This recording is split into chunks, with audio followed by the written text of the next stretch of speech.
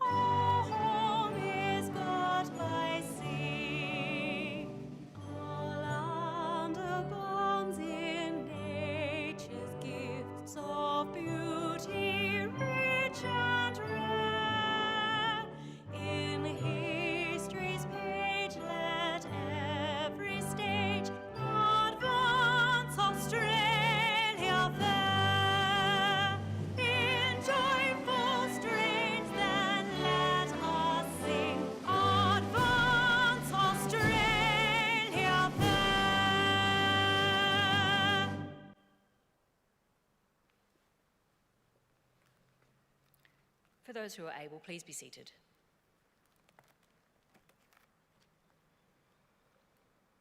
The Australian War Memorial was the vision of Charles Bean, Australia's First World War official historian.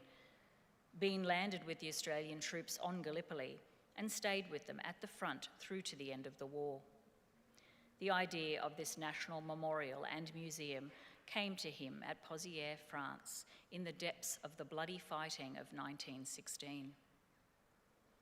Bean's idea was that this would be a place where families and friends could mourn loved ones buried in faraway places. It would also be a place that could help all Australians understand what these men and women had endured and what they had done for us. Bean's vision, to which we remain true, is best expressed as inscribed in the entrance to the memorial's galleries. Here is their spirit, in the heart of the land they loved, and here we guard the record which they themselves made. Tonight we'll read the story behind just one of those on the Roll of Honour, which lists the names of more than 103,000 men and women who have given their lives for us in war and on operations for more than a century.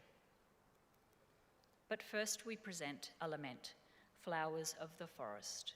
Wreaths or floral tributes will now be laid at the base of the Pool of Reflection.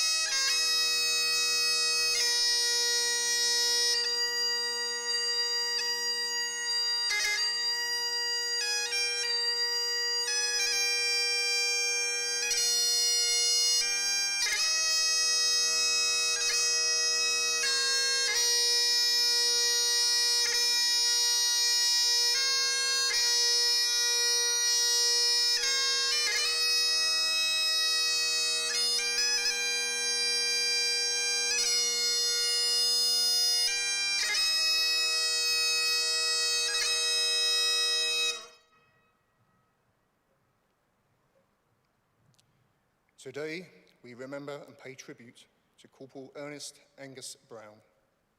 Ernest Brown was born in January 1893 in the goldfields town of Mount Egerton, Victoria. Known as Gus, he was the seventh of 8 children, born to Francis and Lily Brown.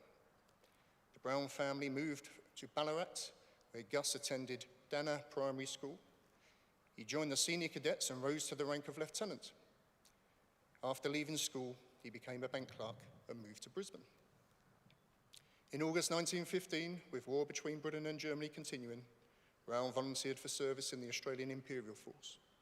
He was accepted, and with his cadet experience, he was made acting corporal. He trained at Enoggera Camp in Brisbane's north, and at the end of December 1915, he embarked in a troop ship, Itonus, arriving in Egypt in early 1916. On arrival at the camp in Egypt, Brown joined the Australian soldiers who had been withdrawn from Gallipoli after the failure of that campaign. In March 1916, Brown joined his unit, the 9th Battalion, and his rank of corporal was confirmed. At the end of the month, he and the rest of the 9th Battalion sailed from Alexandria to Marseille in southern France, and from there they travelled by train north to the Somme River. With so many soldiers in close proximity, disease was rife in the camps and troop ships. Soon after landing in France, Brown contracted mumps and spent several weeks in hospital. He returned to the 9th Battalion in May. Soon after his return to the unit, the men entered the front line at Fromelles, and during their time in the line, they came under heavy bombardment by German artillery and had occasion to don their newly issued gas masks. Over the northern summer of 1916, the 9th Battalion alternated between time on the front line and the trenches and training behind the lines. In July, British commanders focused on capturing the German-occupied French village Pozières, and members of the 9th Battalion were involved in the initial assault on the objective, which recaptured the ruined village. From late July, other units rotated into the front lines, seeking to consolidate British hold on this important point in the line. In mid-August, the 9th Battalion again moved into the firing line ahead of the renewed assault on the German positions. On the evening of the 21st of August, 1916, Brown was on the front line trenches at Pozières when he was struck in the head by a sniper bullet and killed instantly. He was 23 years of old.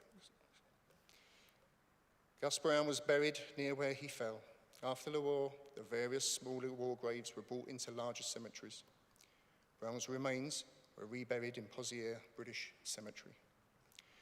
2 of Gus's brothers also served in the AIF. His older brother, Lance Corporal Harold Richard Brown, served in France in the Australian Corps Signals Company, and his younger brother, Corporal Horace Roy Brown, served in France with the 2nd Machine Gun Battalion. Both survived the war and returned to Australia in 1919. Corporal Ernest Angus Brown is listed on the Roll of Honour on my right as amongst 62,000 Australians who died while serving in the First World War. His photograph is displayed today beside the pool of reflection. And this is but one of many stories of service and sacrifice told here at the Australian War Memorial. We now remember Corporal Ernest Angus Brown, who gave his life for us, for our freedoms, and in the hope of a better world.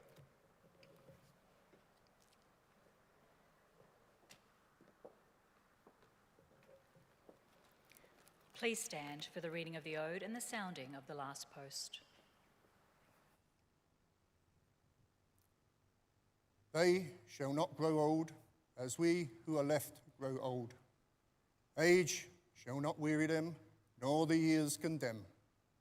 In the going down of the sun and in the morning, we will remember them.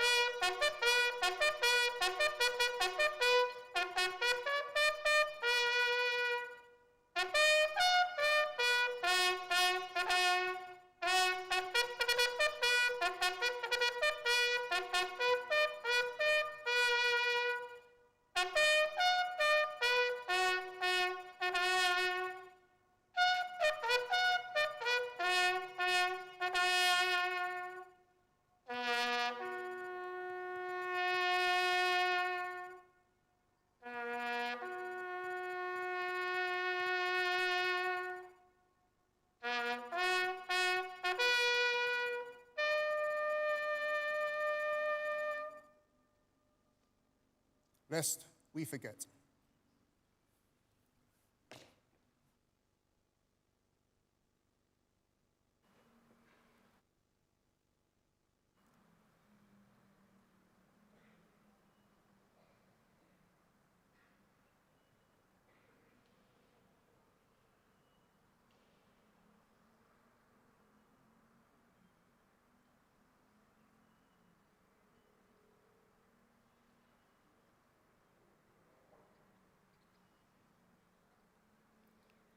We leave you this evening with the words of the memorial's founder, Charles Bean.